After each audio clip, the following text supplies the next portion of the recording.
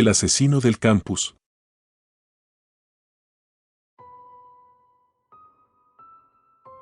He estado sentado en la biblioteca durante horas, observando cómo el silencio del campus se vuelve más denso con cada minuto que pasa. No es un silencio cómodo, es el tipo de silencio que te hace mirar por encima del hombro, que te provoca una sensación de peligro acechante. Y hoy, esa sensación es más fuerte que nunca. No es solo la creciente lista de asesinatos que ha sacudido a nuestra universidad en las últimas semanas. No, es algo más personal. Algo que se siente demasiado cercano. Todo comenzó hace poco más de un mes. La universidad estaba en su apogeo, llena de estudiantes preparando sus exámenes finales, organizando eventos y, como es típico, ocupados en sus propias vidas. Fue en medio de ese bullicio que ocurrió el primer asesinato. Todos lo conocían como el asesino del campus. Nadie esperaba que algo así sucediera aquí, en nuestra pequeña burbuja de conocimiento y juventud. Nadie pensó que alguien pudiera morir de forma tan brutal. El cuerpo de Beth fue el primero. La encontramos una mañana, justo detrás del edificio de humanidades. Beth, la chica que nunca hacía ruido, la que parecía pasar desapercibida entre la multitud, había sido asesinada con una violencia que nadie podía imaginar. Su cuerpo estaba destrozado, casi irreconocible. La policía lo atribuyó a un ataque de algún tipo de lunático que había logrado infiltrarse en el campus. Pero pronto, todos comenzamos a darnos cuenta de que esto no había sido un ataque al azar. Alguien en el campus estaba detrás de todo esto. Y ese alguien seguía entre nosotros. El miedo se propagó rápidamente. Los estudiantes comenzaron a moverse en grupos, evitando los pasillos oscuros y las zonas menos transitadas. La administración contrató más seguridad y el toque de queda se convirtió en una norma no oficial. Pero, en medio de todo ese caos, mi grupo de amigos seguía unido. Pensábamos que, mientras estuviéramos juntos, estaríamos a salvo. Me doy cuenta ahora de lo ingenuo que era pensar eso. Éramos 6. Yo, por supuesto, y mis amigos más cercanos, Lucas, Emma, Carla, Jaime y Sofía. Nos conocíamos desde el primer año de la universidad, habíamos compartido momentos inolvidables, fiestas, risas y sí, también algunos secretos. Sabíamos todo el uno del otro, o eso creíamos. Las semanas después del asesinato de Beth fueron tensas. Nadie parecía estar a salvo, pero tratábamos de seguir adelante. Lucas era el más racional de todos nosotros. Siempre decía que las probabilidades de que alguno de nosotros fuera atacado eran mínimas, que esto solo era una serie de crímenes sin conexión. Al menos, eso creía él. El segundo asesinato fue el de Elena. No la conocíamos bien, pero su muerte fue suficiente para sacudirnos. La encontraron en el gimnasio, muerta de una manera casi idéntica a Beth. Fue entonces cuando empezamos a hablar de patrones. Todos en el campus comenzaron a notar que las muertes no parecían aleatorias, pero solo nosotros, en nuestro pequeño grupo, sabíamos que había algo más detrás. Una noche, nos reunimos en el departamento de Lucas. La policía ya había advertido a todos que no saliéramos de nuestros dormitorios por la noche, pero no podía quedarme encerrado sabiendo que algo horrible estaba sucediendo y que quizás nosotros estábamos involucrados de alguna manera. Miren, dijo Lucas, desplegando un mapa del campus sobre la mesa. Si trazamos los puntos de los asesinatos, parece que hay un patrón. Beth fue encontrada aquí, Elena fue asesinada aquí. Si seguimos el mismo patrón, el próximo asesinato podría ocurrir en esta área. Todos nos inclinamos sobre el mapa. Mi estómago se revolvió al ver cómo Lucas marcaba los lugares. Sabía que tenía razón, pero había algo que no estaba diciendo. ¿Por qué crees que sigue este patrón?, preguntó Emma. Su tono era serio, más tenso de lo normal. Lucas se encogió de hombros, tratando de parecer indiferente. Pero yo lo conocía demasiado bien. Sabía que algo le preocupaba más de lo que quería admitir. No lo sé. Quizás el asesino solo está eligiendo lugares al azar, pero... Lucas dejó la frase en el aire. No lo dijo, pero todos lo estábamos pensando.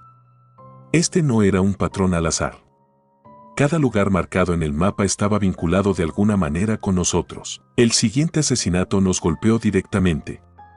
Carla. Fue la primera de nuestro grupo en morir. La encontraron en el sótano del edificio de ciencias, un lugar al que ninguno de nosotros había ido desde el primer año, cuando todos solíamos estudiar allí juntos para los exámenes. Fue entonces cuando ya no pudimos negar la verdad. El asesino no solo estaba siguiendo un patrón en el campus, estaba siguiendo un patrón relacionado con nosotros. Después de la muerte de Carla, todo comenzó a desmoronarse. Jaime y Sofía se pusieron paranoicos. No podían soportar la idea de que uno de nosotros pudiera ser el siguiente. Sofía estaba convencida de que el asesino estaba dentro del grupo. Ella lo dijo una noche, en voz baja, como si el simple hecho de verbalizarlo pudiera hacer que el asesino nos escuchara. «Tiene que ser alguien que conoce nuestros movimientos», murmuró, mirando nerviosamente a Lucas y Emma, alguien que sabe lo que hacemos, dónde hemos estado. Yo también lo sentía. Cada vez que cerraba los ojos, veía el rostro de Carla, imaginaba cómo había sido su última noche. ¿Habría visto venir al asesino? ¿Había confiado en esa persona? Mientras las tensiones crecían, empezamos a distanciarnos. Emma y Lucas parecían más unidos que nunca, pero al mismo tiempo, había una sombra de sospecha entre ellos. Cada uno de nosotros sabía que el asesino estaba cada vez más cerca, y si el patrón se mantenía, pronto uno de nosotros sería la próxima víctima. Todo llegó a su punto de quiebre una noche lluviosa. Nos reunimos una última vez en la habitación de Jaime, el lugar donde habíamos pasado incontables noches estudiando, riendo, celebrando. Pero esta vez, la atmósfera era diferente. La tensión era palpable, el miedo estaba grabado en cada rostro. «Basta de secretos», dijo Jaime de repente, rompiendo el incómodo silencio. «Todos hemos estado guardando cosas, y creo que ya es hora de que lo hablemos. Si alguno de nosotros sabe algo, este es el momento». Nos miramos los unos a los otros. Emma fue la primera en hablar. Confesó haber descubierto algo sobre Lucas. Algo oscuro que había estado ocultando durante años. Lucas se defendió, pero sus palabras sonaban vacías. Jaime admitió que había estado investigando por su cuenta y había descubierto más de lo que había compartido con el grupo. Entonces, fue cuando se hizo evidente, cada uno de nosotros tenía secretos. Secretos que podían destruirnos, y que, de hecho, ya lo estaban haciendo. El clímax llegó cuando Sofía, temblando, reveló que había encontrado una lista. Una lista con los nombres de todas las víctimas hasta ahora y algunos nombres que aún no habían aparecido. Nuestros nombres. Con el pánico instalado, salimos corriendo del dormitorio, tratando de buscar respuestas, tratando de huir. Pero el campus estaba vacío, desierto. Solo quedábamos nosotros, y entonces lo entendí. Había estado con nosotros todo el tiempo, no sé cómo no lo vi antes. Mientras corríamos por los pasillos oscuros, me di cuenta de que las piezas encajaban. El asesino no solo estaba cerca. Era uno de nosotros. El último recuerdo que tengo es de una mano fría, un cuchillo reluciente en la oscuridad y los susurros de Lucas confesando su razón. Todo esto fue por justicia. Por lo que hicimos. Nadie es inocente aquí. Y entonces, la oscuridad me envolvió por completo. El asesino del campus nunca dejó de ser uno de nosotros. Y ahora, todos seríamos una parte más de su plan mortal.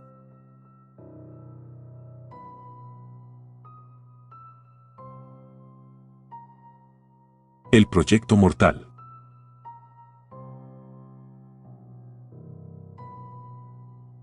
El último semestre de la carrera siempre ha sido el más difícil, pero lo que no esperaba es que fuera mortal.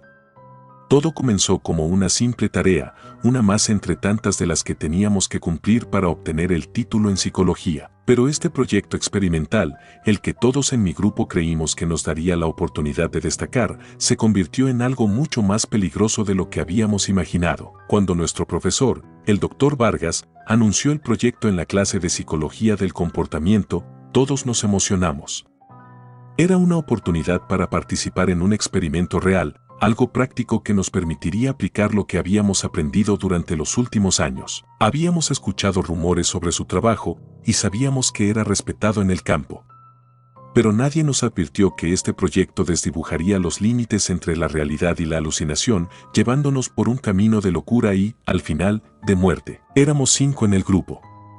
Como siempre, estábamos divididos entre los que querían cumplir el proyecto con excelencia y los que solo querían salir del paso. Entre ellos estaban Clara, una de las más brillantes de la clase, siempre perfeccionista y exigente consigo misma; Sergio, el escéptico y cínico del grupo, que siempre cuestionaba la validez de todo lo que hacíamos; Carla, más callada, pero increíblemente aguda en sus observaciones; Diego, que trataba de mantener el buen humor incluso en situaciones tensas; y yo, el más pragmático, enfocado en obtener los resultados y pasar. El doctor Vargas nos citó en su oficina, un espacio sombrío, lleno de libros antiguos y una decoración que parecía sacada de una película de los años 70.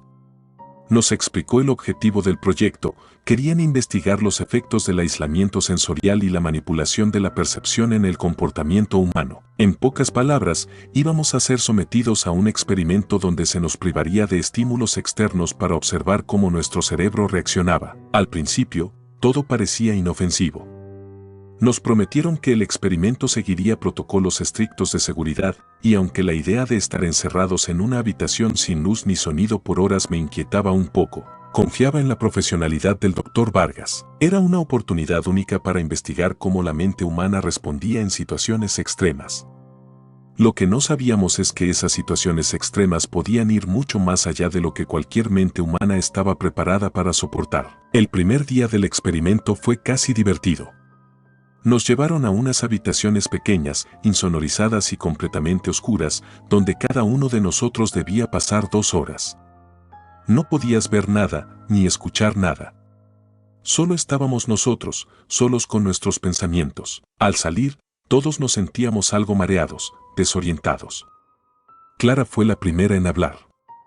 Es increíble lo rápido que tu mente empieza a crear cosas cuando no tienes nada más que hacer, comentó con una sonrisa tensa. Sergio, como siempre, lo minimizó: es solo el cerebro buscando algo con que entretenerse, no hay nada de qué preocuparse. Pero lo que sucedió después empezó a preocuparnos. A medida que las sesiones de aislamiento aumentaban en duración, algo cambió. La oscuridad y el silencio absoluto comenzaron a jugar con nuestras mentes de formas que no podíamos prever. No era solo que nos sintiéramos ansiosos o nerviosos, sino que empezamos a ver cosas que no estaban allí: sombras que se movían en la oscuridad, susurros inaudibles, voces que parecían venir de algún rincón recóndito de nuestra propia psique. Carla fue la primera en mencionarlo. ¿Alguien más ha escuchado algo? Algo, como una voz. Nos miramos entre nosotros, incómodos. Nadie quería admitirlo, pero sabíamos que no estábamos solos en esa sensación. Al principio pensé que era solo el resultado del aislamiento, la mente jugando trucos, pero pronto, esos trucos se volvieron mucho más reales. La segunda fase del experimento fue cuando todo comenzó a torcerse. El doctor Vargas introdujo estímulos más complejos, ruidos aleatorios, luces parpadeantes que se proyectaban en nuestras habitaciones mientras permanecíamos en aislamiento. Se suponía que estas eran pruebas de percepción, pero algo no estaba bien. Empecé a sentir que esos estímulos no eran aleatorios. Había una intención detrás de ellos, como si alguien estuviera jugando con nosotros. Una noche, después de una sesión particularmente perturbadora, Clara apareció visiblemente afectada. Vi algo, dijo en un susurro. Había una figura en la habitación. No sé cómo explicarlo, pero estaba allí. Es solo tu mente jugándote una mala pasada, replicó Sergio, aunque se notaba que también estaba inquieto. Estamos siendo sometidos a un experimento, eso es todo. Esto es lo que ellos esperan que suceda, pero Clara no era del tipo de persona que se dejaba llevar por la histeria.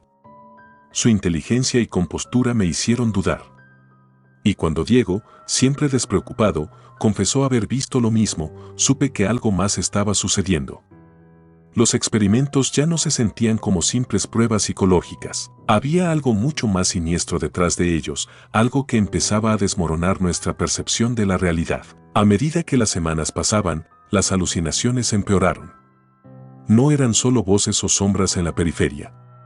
Ahora las figuras parecían casi tangibles. En mi última sesión de aislamiento, sentí una presencia en la habitación, algo que se movía detrás de mí, algo que casi podía tocarme. El doctor Vargas seguía actuando como si todo estuviera bajo control, asegurándonos que todo esto era parte del experimento. Es completamente normal que sus mentes estén creando estas alucinaciones, dijo en una reunión. La falta de estímulos y la manipulación sensorial pueden provocar reacciones intensas en el cerebro, pero ya no confiábamos en él. Clara, quien había sido la más entusiasta al principio, ahora apenas hablaba. Se había vuelto paranoica, asegurando que algo la estaba siguiendo, incluso fuera de las sesiones de aislamiento. Sergio trataba de mantenerse racional, pero el miedo se reflejaba en sus ojos. Todo colapsó el día que Carla desapareció. No vino a la reunión, no respondió a los mensajes. Fuimos a su habitación, pero no estaba allí. La universidad la declaró desaparecida, pero sabíamos que algo más estaba pasando. Ella no habría desaparecido por su cuenta. Esto ya no es un experimento, dije en voz alta durante una de nuestras reuniones. Algo está sucediendo, algo que no podemos controlar. Decidimos confrontar al doctor Vargas. Lo encontramos en su oficina, tranquilo como siempre, rodeado de sus libros y papeles. Pero esta vez, su calma nos enfureció. ¿Dónde está Carla?, preguntó Clara, su voz quebrada por el miedo y la ira. ¿Sabes que algo le pasó? Vargas no negó nada. En su lugar, nos miró con una expresión que nunca olvidaré, una mezcla de lástima y satisfacción. El experimento ha avanzado más de lo que esperaba, dijo con calma. Pero esto es lo que querían, ¿no? Querían ir más allá de los límites de la mente humana, ver qué sucede cuando la percepción se desmorona. ¿Qué estás diciendo?, preguntó Sergio, incrédulo. Ustedes son parte de algo mucho más grande, continuó Vargas. El experimento no es solo sobre aislamiento sensorial. Queríamos ver hasta dónde podían llegar cuando las barreras entre la realidad y la alucinación se rompieran por completo. Y ahora, estamos viendo los resultados. Lo que nos dijo a continuación nos dejó paralizados. El experimento había sido diseñado para desintegrar nuestra percepción de la realidad, para ver cómo reaccionábamos cuando ya no pudiéramos confiar en lo que veíamos, oíamos o sentíamos. Habíamos sido seleccionados por nuestras personalidades, por nuestras vulnerabilidades psicológicas, y ahora éramos los sujetos de una prueba para ver cuán lejos podía llegar la mente antes de romperse por completo. Esa noche, intentamos escapar. Sabíamos que algo estaba terriblemente mal y que no podíamos confiar en nada ni en nadie. Pero ya era demasiado tarde. Los pasillos del campus parecían interminables, distorsionados por la paranoia y el terror. Podía escuchar los susurros en mi mente, las voces que me decían que nunca saldría de allí. Las sombras ya no eran solo imaginarias. Ahora, parecían perseguirnos, burlándose de nuestro intento de huir. Uno por uno, mis amigos comenzaron a desaparecer. Sergio fue el primero. Un momento estaba corriendo a mi lado y al siguiente ya no estaba. Luego fue Clara. Solo quedaba yo. Las sombras finalmente me alcanzaron. Y ahora, mientras escribo estas últimas palabras, sé que el experimento ha llegado a su conclusión. Nunca fuimos solo estudiantes. Siempre fuimos los sujetos de un experimento mortal.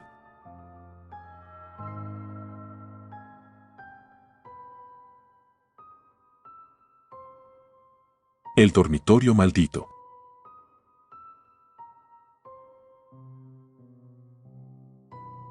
Nunca pensé que mi último año en la universidad terminaría así, pero algo en mí sabe que debería haberlo previsto. Todo comenzó de manera inocente, con la emoción de mudarnos a nuestro propio lugar, sin reglas de la residencia estudiantil ni supervisores molestos. Éramos 5 amigos: Marta, Pedro, Laura, Andrés y yo. Después de pasar los primeros 3 años viviendo en habitaciones compartidas y pisos abarrotados, la idea de mudarnos a un dormitorio antiguo, casi olvidado por la administración, parecía perfecta. La universidad había decidido no renovar el edificio donde ahora estábamos, pero por alguna razón, nadie lo había cerrado por completo. El rumor era que se consideraba maldito. Marta lo mencionó en broma mientras explorábamos el lugar por primera vez, su voz llena de entusiasmo nervioso. ¿Han escuchado la historia? Dicen que este edificio está embrujado. Hace años, algunos estudiantes desaparecieron y nadie los volvió a ver. Todos nos reímos, incluida Marta, que a menudo disfrutaba creando ese tipo de ambiente. Pero Pedro, el escéptico del grupo, solo agitó la mano con desdén. Historias de fantasmas para asustar a los nuevos. Nada más. No hay que tomarlas en serio, dijo mientras colocaba su mochila en la sala común. Y así comenzamos a instalarnos en nuestro nuevo hogar temporal. El dormitorio, de paredes gastadas y pasillos largos que parecían susurrar con el viento que entraba por las ventanas rotas, era oscuro y algo claustrofóbico. Pero tenía un encanto antiguo que nos atrapó, una especie de belleza abandonada que hacía que pareciera perfecto para nuestra última etapa en la universidad. La primera noche transcurrió sin contratiempos. Después de unas cuantas cervezas y risas en la sala común, nos retiramos a nuestras respectivas habitaciones. Cada uno tenía su propio espacio, algo que no habíamos tenido antes. Me gustaba la sensación de tener privacidad, aunque no podía ignorar los pequeños crujidos que provenían de las paredes y el techo mientras me acostaba. No pensé mucho en esos sonidos. Después de todo, era un edificio antiguo. Las casas viejas suelen hacer ruidos, eso lo sabíamos todos. Pero a la mañana siguiente, Laura mencionó algo extraño durante el desayuno. ¿Alguno de ustedes oyó a alguien caminando por el pasillo anoche? Como si alguien estuviera merodeando por aquí. Me pareció oír pasos justo fuera de mi puerta. Probablemente fue Pedro buscando comida a medianoche, bromeó Andrés, mientras Pedro le lanzaba una almohada desde el otro lado de la mesa. Sin embargo, la expresión de Laura no cambió. Estaba seria, y aunque trataba de no mostrarlo, algo en su rostro me decía que realmente había oído algo que la perturbó. No era solo eso, murmuró, mirando a su café. También escuché una respiración pesada, como si alguien estuviera justo al otro lado de la puerta. Con el pasar de los días, las pequeñas experiencias extrañas comenzaron a multiplicarse. Marta encontró su puerta abierta una mañana, a pesar de que recordaba haberla cerrado con llave antes de dormir. Pedro mencionó haber escuchado risas suaves en el piso de arriba, aunque sabíamos que no había nadie más en el edificio. Y entonces, un día, Andrés llegó con una historia más concreta. Estuve hablando con uno de los guardias de seguridad de la universidad, nos dijo, mientras nos reuníamos para cenar. Le mencioné que nos habíamos mudado al dormitorio antiguo y me dijo que hace años había un estudiante que desapareció aquí. Lo buscaron por semanas, pero nunca encontraron su cuerpo. Dicen que se volvió loco antes de desaparecer y que dejó mensajes extraños escritos en las paredes de su habitación. ¿Mensajes?, pregunté, un escalofrío recorriendo mi columna. Sí, cosas como no estoy solo y ellos vendrán por mí. Una risa nerviosa recorrió la sala, pero algo en el aire había cambiado. Lo que al principio había sido un lugar extraño pero acogedor, ahora comenzaba a parecer más siniestro. Aún así, ninguno de nosotros estaba dispuesto a admitir que algo más estaba ocurriendo. Nos consolábamos con la idea de que eran solo leyendas, cuentos antiguos que los estudiantes habían alimentado con los años. Pero esa misma noche, todo cambió. Eran cerca de las 3 de la mañana cuando me desperté. Al principio, pensé que era solo uno de esos despertares repentinos sin razón aparente. Pero cuando abrí los ojos, sentí que algo estaba mal. La habitación estaba fría, más de lo normal, y sentí una presencia pesada, como si alguien estuviera parado al pie de mi cama, observándome. El miedo me paralizó. Podía escuchar mi respiración acelerada en la oscuridad, pero no me atrevía a moverme.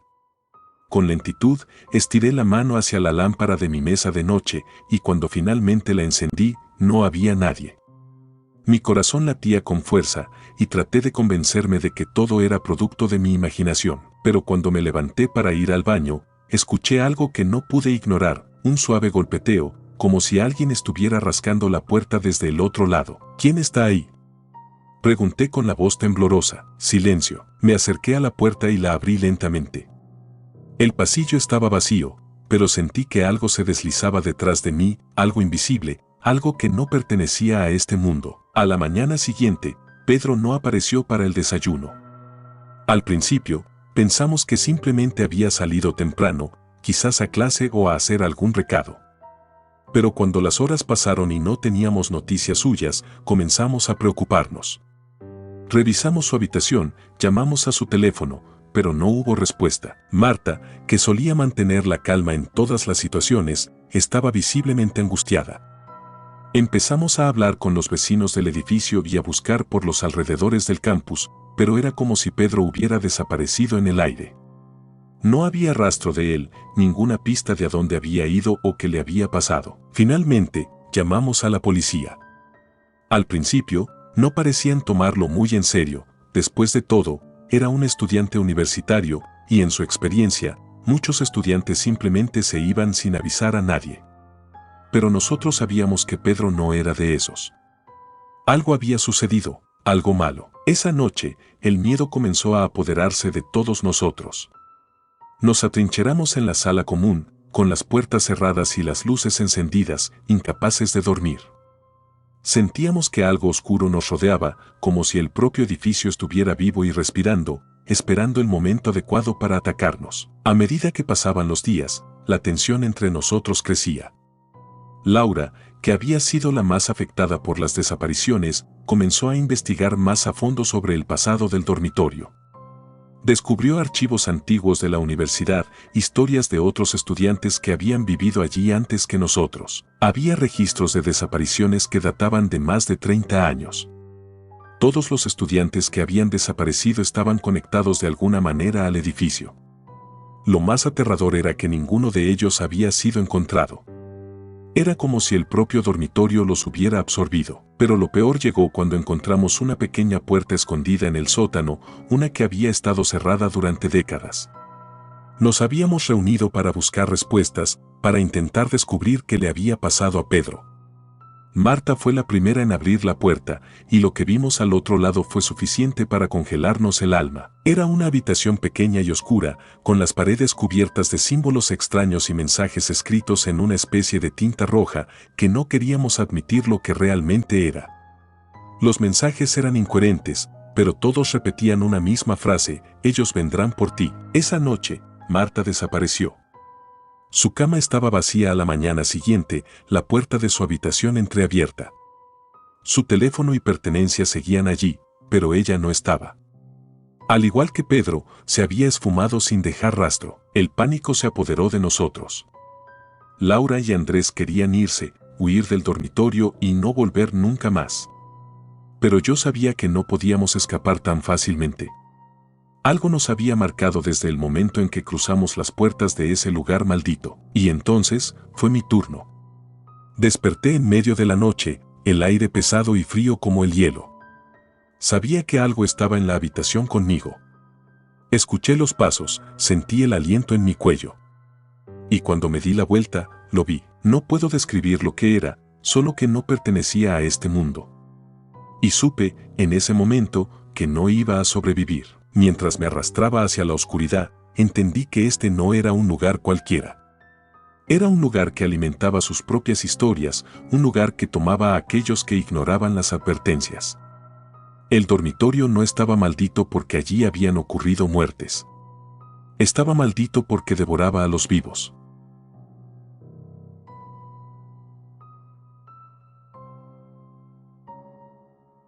El Club de los Genios.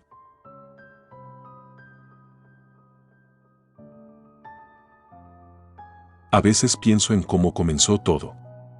Si hubiera sabido cómo acabaría, nunca habría aceptado la invitación. Pero en ese momento, parecía imposible decir que no. Después de todo, estaba ante el grupo de mentes más brillantes de la universidad, un selecto círculo reservado solo para los mejores. No había forma de que alguien como yo rechazara una oportunidad como esa. No había forma de que viera la oscuridad que se escondía tras las brillantes mentes. Todo comenzó con una carta en mi casillero. Era un sobre blanco, sin remitente, pero la calidad del papel y la letra impecable me hicieron pensar que era algo importante. Adentro, una nota escrita a mano, con tinta azul, simplemente decía: te hemos estado observando. Has sido seleccionado. Reúnete esta noche, 10 de la noche, en el sótano del edificio de Humanidades. Solo trae tu mente. Mi primer pensamiento fue que se trataba de una broma. Pero tras leer el mensaje varias veces, no pude evitar sentirme intrigado. A lo largo de los últimos semestres, mis notas y desempeño académico me habían destacado, y aunque no solía mezclarme mucho con otros estudiantes, sabía que ciertos círculos en la universidad valoraban la inteligencia sobre todas las cosas. Decidí ir. A las 10 de la noche exactas, llegué al edificio de Humanidades. El campus estaba desierto a esa hora, con solo las farolas iluminando los caminos vacíos. El aire era fresco y silencioso. Descendí al sótano del edificio, un lugar que nunca antes había visitado. Las paredes eran de ladrillo viejo y el lugar olía a humedad, como si hubiera estado cerrado durante años. Había una puerta negra al fondo del pasillo, y al llegar, noté que alguien había tallado una pequeña inscripción en la madera: Sapientia potentia est, el conocimiento es poder. Toqué la puerta suavemente, y se abrió antes de que mi mano la tocara por completo. Al otro lado, había un grupo de 5 personas sentadas en una mesa redonda. Todos me miraron con interés. Ninguno sonreía. «Bienvenido», dijo una chica de cabello corto y gafas gruesas, que se encontraba en la cabecera de la mesa. Su tono no mostraba emoción alguna. «Siéntate». Me senté en la única silla vacía. A mi alrededor, reconocí a algunos de los estudiantes más brillantes de la universidad: Elena, la prodigiosa matemática; Thomas, el genio de la física; Anja, experta en biotecnología; y Max, un brillante programador. Eran nombres conocidos en los círculos académicos, y todos parecían observarme como si me estuvieran evaluando. «Te habrás dado cuenta de que no es fácil ser invitado aquí», dijo Elena. «Somos los mejores de la universidad. Un grupo exclusivo de mentes brillantes, no solo por nuestras notas, sino por lo que somos capaces de crear y comprender. Y ahora estás aquí, porque creemos que podrías ser uno de nosotros». Una sensación de orgullo me invadió. Ser parte de un grupo tan selecto era un reconocimiento de todo mi trabajo duro, de todas las noches sin dormir. Sin dudarlo, acepté su invitación. La primera noche fue emocionante. Hablamos de todo tipo de teorías, compartimos ideas y discutimos sobre proyectos personales. Sin embargo, pronto me di cuenta de que el club no era solo un lugar de intercambio de ideas. Se trataba de una competencia. Cada semana, uno de nosotros planteaba un desafío intelectual y el resto tenía que resolverlo. El ganador obtenía un reconocimiento tácito, una especie de prestigio entre nosotros. Pero el perdedor, bueno, lo descubrí demasiado tarde. La primera semana, Max propuso un problema de lógica que nos mantuvo despiertos toda la noche. Logré resolverlo antes que los demás, lo que me hizo sentir un subidón de adrenalina. Fue gratificante ver las expresiones de respeto en sus rostros. Thomas fue el último en resolverlo, pero no le dimos mayor importancia. La semana siguiente, Anja propuso un enigma relacionado con la biotecnología. Esa vez, no me fue tan bien, pero fue Elena quien quedó en último lugar. Al final de la noche, se levantó sin decir una palabra y se fue. No la volvimos a ver. «A veces, la presión es demasiada», comentó Max en su ausencia. «Este club no es para todos». Pensé que tal vez Elena simplemente había decidido dejar el grupo. No era extraño que los más brillantes se sintieran agobiados. Pero había algo inquietante en la forma en que todos lo aceptaban sin más. Pasaron las semanas, y con cada competencia, se volvía más difícil. Cada desafío requería más de nosotros. Max desapareció después de perder una ronda relacionada con criptografía. Nadie hizo preguntas. Todos parecían entender que era parte del juego.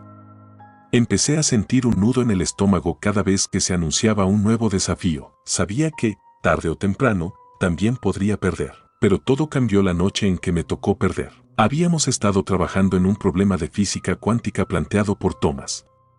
Todos estábamos agotados, y yo estaba tan cerca de la solución cuando el tiempo se agotó. Thomas anunció con frialdad que yo había quedado en último lugar. «Tú sabes lo que esto significa», dijo Anja, sin ningún rastro de compasión. Tragué saliva, pero no dije nada. Sabía que no podía dejar de ir al próximo encuentro. Algo me decía que si lo hacía, nunca saldría de este juego con vida. Decidí enfrentar lo que viniera. La semana siguiente, al llegar al sótano, noté que algo era diferente. La atmósfera era más densa, casi opresiva. Solo estábamos Thomas, Anja y yo. La mesa redonda estaba vacía en más de la mitad de sus asientos. «Esta será la última noche», dijo Thomas, casi en un susurro. «Es hora de que termine». Su tono era sombrío, casi arrepentido, pero no había vuelta atrás. Anja sacó un objeto de su bolsa, un reloj antiguo, uno que no había visto antes. Era de oro, con agujas afiladas que parecían moverse con una vida propia. «El desafío final es simple», dijo, girando el reloj sobre la mesa. «Es una carrera contra el tiempo. Gana quien sobreviva. Mis ojos se abrieron de par en par al entender el significado de sus palabras. Había estado participando en un juego mortal desde el principio y no había manera de escapar. El conocimiento, la inteligencia, todo había sido un velo para algo mucho más oscuro. El tiempo empezó a correr, y con él, mis posibilidades de supervivencia disminuyeron rápidamente. Sabía que ellos harían todo lo posible por ganar, sin importar el precio. Y en el último segundo, cuando creí que podía sobrevivir, me di cuenta de la verdad más cruel: en este juego, nadie ganaba. Todos estábamos destinados a desaparecer, uno por uno, hasta que no quedara nadie para recordar que alguna vez existimos. El reloj se detuvo, y con él, mi vida.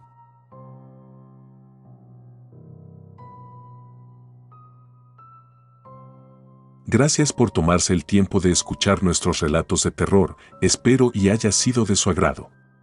Si te gustan los relatos de terror, apóyanos a darle like y compartiendo, o haciendo un comentario, ya que eso nos ayudaría a la mejora continua. Si aún no estás suscrito o suscrita, los invito a que lo hagan para que no se pierdan de los mejores relatos de terror de Lamentos de la Noche. Gracias por el apoyo y buena vibra.